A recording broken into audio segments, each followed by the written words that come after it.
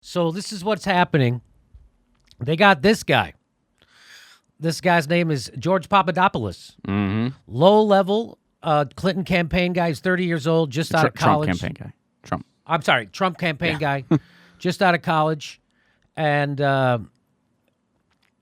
so this is what Glenn Greenwald said about he predicted what happened. He said this a while ago, and he said, it's certainly possible to envision an indictment of a low-level operative like Carter Page or the prosecution of someone like Paul Manafort on matters unrelated to hacking. But the silver bullet that Democrats have been led to expect will sink Trump appears further away than ever. So they got this guy Papadopoulos. So that's what they did. They got a low-level operative, this guy George Papadopoulos. And, let me just show you what they said he did. This is what they say. This is what they say he does. Papadopoulos met with a professor from abroad who had substantial connections to Russian government officials on or around March 14th, 2016. While Papadopoulos told federal authorities the meeting came prior to him joining Trump's campaign, it in fact occurred in early March, documents show, after he joined the team. The meeting also came about because of the professor's interest in Papadopoulos' role with the Trump camp. They again discussed campaign-related matters on April 26, 2016, after Papadopoulos had been on the campaign team for more than a month. In one email, a high-ranking campaign official forwarded Papadopoulos' email to another campaign official and noted the need to communicate that Trump is not doing these trips and that they should send someone low-level in the campaign so as not to send any signal. Why not just hire a spy from England to go meet? That's what I would do. I would just hire a spy from England to go meet with them. Why wouldn't you do that? Anyway, the timing of when Papadopoulos found out that Russia had thousands of emails on Clinton is particularly noteworthy. Papadopoulos found out the hacked emails existed in April 2016. The leaked emails hacked from Democratic National Committee staffers' accounts weren't made public until July 2016. So you see the timeline there? He knew about some emails that the Russians had in April, and then the hack wasn't made public until July 2016. And the emails hacked from John Podesta, Clinton's campaign chairman, weren't released until October. So the thing is, how did he know? If he wasn't, well, we don't know what those emails were that the Russia, I haven't seen them. We don't even know that Russia has those emails yet. So we don't know what they're even talking about. But what the guy's being charged with is lying. Yeah, they're saying he was not honest about the timeline. Yeah. He falsely told. Yes. Yeah, like he lied. So about he the lied timeline. about meeting with this Russian, professor, who turned out to be a Russian agent. So he said no, he's just a professor. Turns out he was also a Russian agent, and so they got him lying about that. That's what he's lying about. That he met with the guy, low-level guy in the Trump campaign, just as Glenn Greenwald predicted. So this is from the Chicago Tribune. Yeah, Glenn Greenwald has a much better crystal ball than Chuck Schumer, by the way. Yes. Just throwing that out there. Chuck Schumer should borrow Glenn Greenwald's crystal ball. So this is from the Tribune months ago. Put this out. 3 days after Donald Trump named his campaign foreign policy team in March 2016, the youngest of the new advisors sent an email to 7 campaign officials with the subject line, meeting with Russian leadership, including Putin. So that's that guy, Papadopoulos, sent that email to people inside the Trump campaign. The advisor, George Papadopoulos, offered to set up a meeting between us and the Russian leadership to discuss U.S.-Russian ties under President Trump, end quote, telling them his Russian contacts welcomed the opportunity, according to internal campaign emails read to the Washington Post. The proposal sent a ripple of concern. So when this guy says, hey, let's do this, let's meet with the Russians who have reached out and want to meet with us because they have dirt on Hillary Clinton, that proposal that guy said sent a ripple of concern through the campaign headquarters in Trump Tower. Campaign co-chairman Sam Clovis wrote that he thought NATO allies should be consulted before any plans were made. That's according to the Chicago Tribune. Another Trump advisor, retired Navy Rear Admiral Charles Kubik, cited legal concerns, including a possible violation of U.S. sanctions against Russia and of the Logan Act, which prohibits U.S. citizens from unauthorized negotiations with foreign governments. But So Jimmy, that's the did they thing. have impure thoughts? Did they? Among those to express concern about the effort was then campaign chairman Paul Manafort, who rejected in May 26 a proposal from Papadopoulos for Trump to do so. So this guy recommends to the Trump campaign we do this. Everybody inside the Trump campaign that we know of so far said, this is concerning, let's not do this, let's talk to NATO first, and Manafort turns it down. This is what Glenn Greenwald, so Jeremy Scahill tweeted out, of course Russia wants to interfere in U.S. elections, as the U.S. does to them. Papadopoulos' case shows that. Questions is if Trump officials colluded. Glenn tweets out, Twitter, shockingly, is drowning in claims of self-vindication. Here's some actual rational analysis and key questions on Papadopoulos' case. So let's move on. On March 24th, Clovis, the campaign co-chairman, who also served on the foreign policy team, reacted to one proposed Russian meeting by writing, we thought we probably should not go forward with any meeting with the Russians until we have had occasion to sit with our NATO allies. Sounds like he's not keeping it a secret, right? Yeah. Sounds like he would tell everybody about it before they went, right? In the same email chain, Kubik, the retired admiral, reminded others about legal restrictions on meetings with certain officials, adding, just want to make sure that no one on the team outruns their headlights and embarrasses the campaign. So this young guy, Papadopoulos, is pushing for a meeting with Russian people to get dirt on Hillary Clinton. The smart thing would have been hire an English spy to go meet with the people, and then everything's on the up and up. But again, there's no evidence yet that anybody from the Trump campaign met with anybody. Although, Russia has been eager to meet with Mr. Trump for some time and have been reaching out to me to discuss, the advisor told Manafort. Manafort reacted coolly, forwarding the email to his associate Rick Gates with a note, we need someone to communicate that Donald Trump is not doing these trips. Yeah, so it seems like a young guy had something where he was like, hey, I got this thing, I'm pretty stoked, and then everyone else was like, hold up. Yeah, dude, I mean, that's pretty much. Yeah, this could get us in trouble. We have to handle this correctly.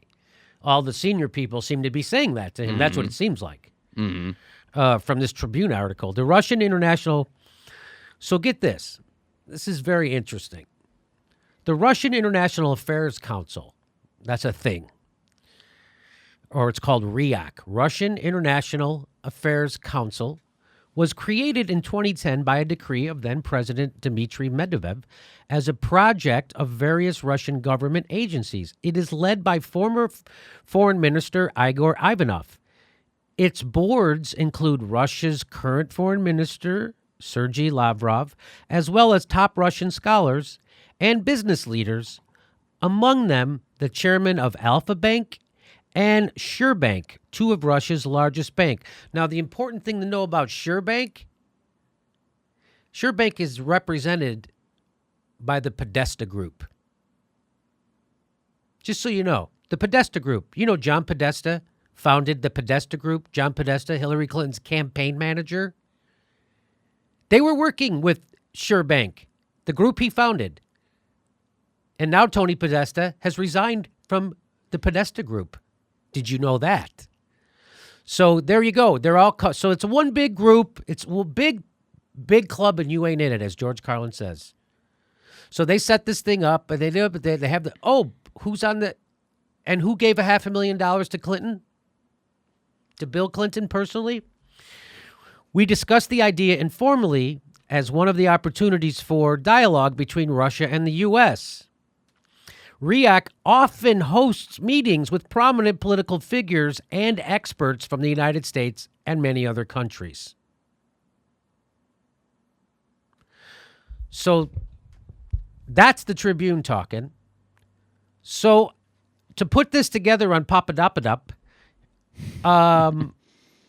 the evidence seems to be that guy was screwing up and he lied to the FBI. And just as Glenn Greenwald predicted, they would get this.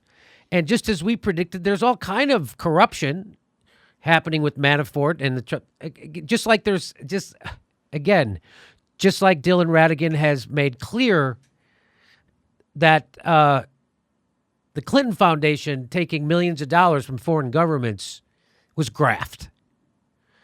And so it's a big, so that's why I point that out. And by the way, Paul Manafort, who's now indicted for not registering as a foreign agent, among other things, because he was working for Russian government. Guess who was working with him? The Podesta Group. Paul Manafort funneled $1 million to the Podesta Group from Russian government. And they lied about it, the Podesta Group. When I say lied, I mean when they filed with the government, they filed incorrectly on purpose to hide where they got their money from. Because if you get your money from a foreign government, you have to register as a foreign agent. And they didn't. So we showed you that story before. They didn't register as a foreign agent. So they got this guy. They got Manafort. They got Manafort for money laundering. They got Manafort for money laundering. Let me show you that. This is from the indictment on Manafort. And it says right down here, as a part of the scheme in February 2012, Manafort and Gates solicited 2 Washington, D.C. firms. So they were working, just so you know, part of the indictment on Paul Manafort is that he was working on behalf of a foreign government in Ukraine, which is pro-Russian, which was Viktor Yanukovych. And you're supposed to register as a foreign agent when you do that, but they didn't. And guess what else happened? So, as a part of the scheme in February 2012, Manafort and Gates solicited 2 Washington, D.C. firms, Company A and Company B, to lobby in the United States on behalf of Yanukovych, the Party of Regions, and the government of Ukraine. For instance, Gates wrote to Company A that it would be representing the government of Ukraine in Washington, D.C. Company A is the Podesta Group. So let me read that to you this way. Manafort and Gates, this is up top, and Manafort and Gates engaged in multi-million-dollar lobbying campaign in the United States at the direction of Yanukovych, the Party of Regions, and the government of the Ukraine, all pro-Russia. Manafort and Gates did so without registering and providing the disclosures required by law. As part of the scheme, in February 2012, Manafort and Gates solicited 2 Washington, D.C. firms, Companies A, which is Tony Podesta, the Podesta Group. As part of the scheme in February 2012, Manafort and Gates solicited the Podesta Group to lobby in the United States on behalf of Yanukovych, the Party of Regions, and the government of Ukraine. So what does this tell you?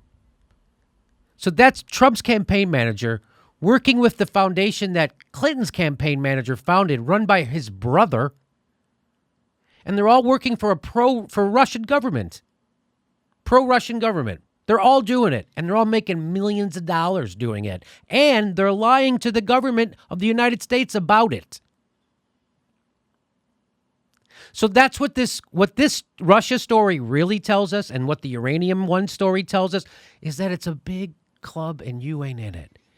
That all these oligarchs are just shifting money around to each other, selling influence, and they've got no allegiance to country. I feel like there's a show that's been saying that for almost a year now. What show would that be, Ron? I can't put my finger on it, but I don't know. Maybe some bullshit YouTube show, I think. I think so. I think it's some bullshit YouTube show has been saying this for about a year. Mm-hmm. Yeah, about a year now. Yeah, and I mean, the Manafort part of all this, it almost seems like we can't just get this 30-year-old kid here. We need something else. So we need Correct. this. I think they just need to have every white-collar criminal in the U.S. just work for Trump for a couple weeks. That would be the way we could somehow spin all this into Wouldn't that be positive. Nice? Yeah. Boy, if all white-collar corruption gets exposed, if they just are affiliated with Donald Trump. We could just have the people at Goldman Sachs go to work for Trump. Just give them for a couple weeks. Yeah. Because Manafort didn't work for him that long. Yeah, it wasn't that long. Just Flynn, get as many people as possible. Flynn only worked for the Trump campaign for 32 days. Yeah. They got him. Mm-hmm. So it'd be nice, yes. So to me, the real story is this. The real story is it's a big club and you ain't in it, and this is all bullshit. Clinton campaign and the Trump campaign were both working with the Kremlin to get dirt on each other. And now they're saying that Trump technically did it incorrectly. That's the story. So you try to sell that to half the country when you try to impeach the president. You go, yeah, both the campaigns worked with the Kremlin, but one did it a little shadier than the other. So we're gonna impeach her and get rid of our government. You go ahead and try to sell that. There's a little bit more to that. The indictment unsealed this morning. This is from The Intercept. The indictment unsealed this morning found that Manafort laundered. This is what he really did. $18 million through offshore accounts, money earned while working for corrupt former Ukrainian president Viktor Yanukovych. And he funneled $1 billion of those dollars to the Podesta Group.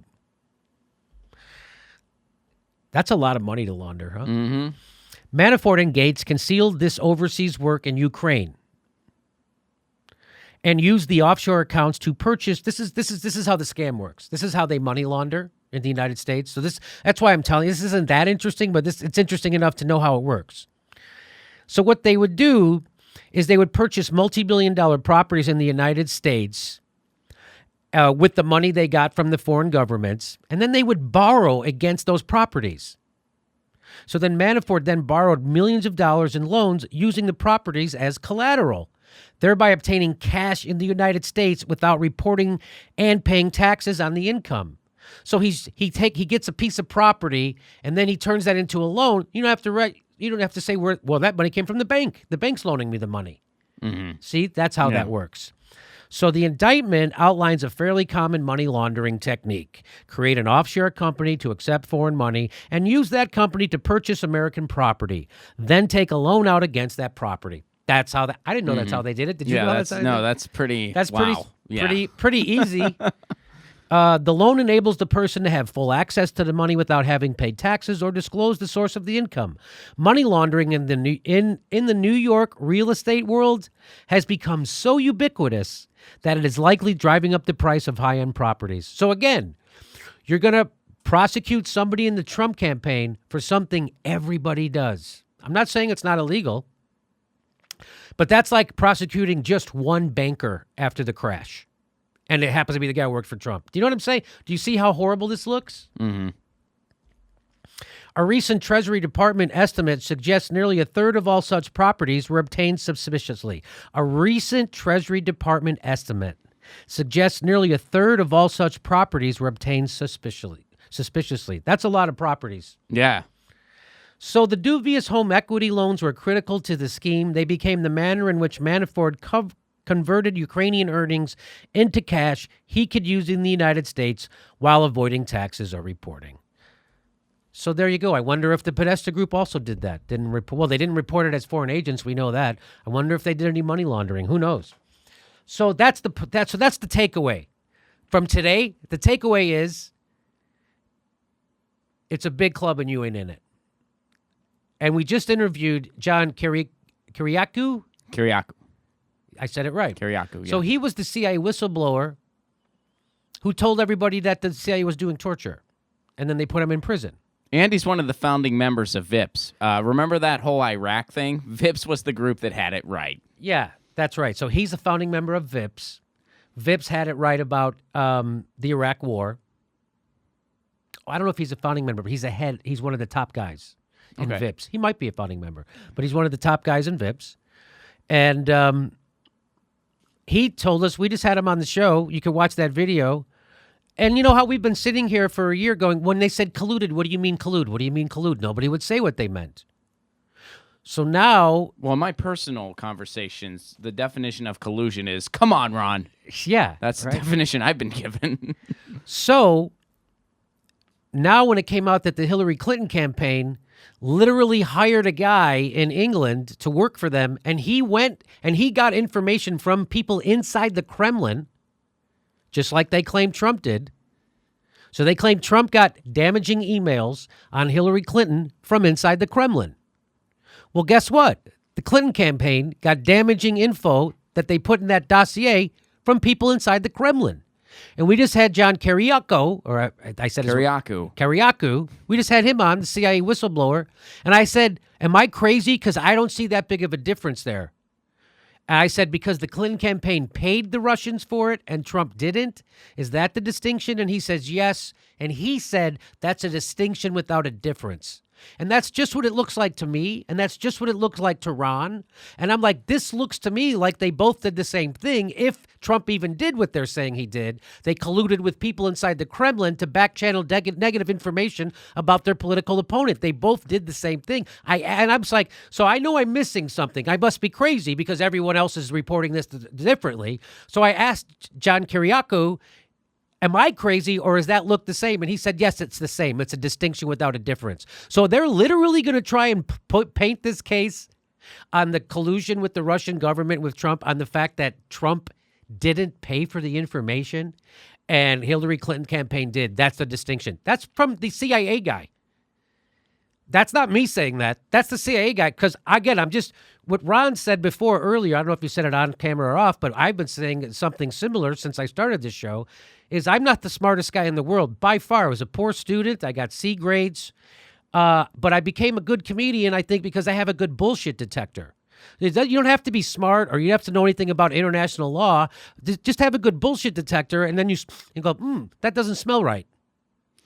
And that's what and so when something doesn't smell right, I ask people smarter than me to explain it. And for a year, nobody could fucking explain it to me. Nobody. Mm-hmm. Nobody could explain it. And now all of a sudden, they can explain it, but they've moved the goalposts. Now the threshold is who paid? Who paid? Yeah, it's just one of those things, like getting to the bullshit detector of it all. Like, one of the things I would ask early on, I was like, okay, so are you saying, did they try to hijack some voting machines? Is that what would happen? And there'd be all these news reports where they would talk about how easy it is to hijack our voting machines, and it could happen, but then they didn't say that it did. They're just saying, like, it's really easy to hijack our voting machines. And I'm like, yeah, I know that. Our elections are totally screwed up. We should be on paper ballots. I've known that for years. How is that? What does that have to do with this apparent Russia collusion thing? Well, I mean, it could happen, and they might have been. And I'm like, okay, that doesn't... We're still back to square one. Like, what is collusion? We're back, I guess. So, again, the whole point of this is that they want to get rid of Trump. You can't charge a president with a crime until he's impeached. And you have to get half the country to go along with the other half. You have to get the Republicans to go, okay, let's impeach him. This is not.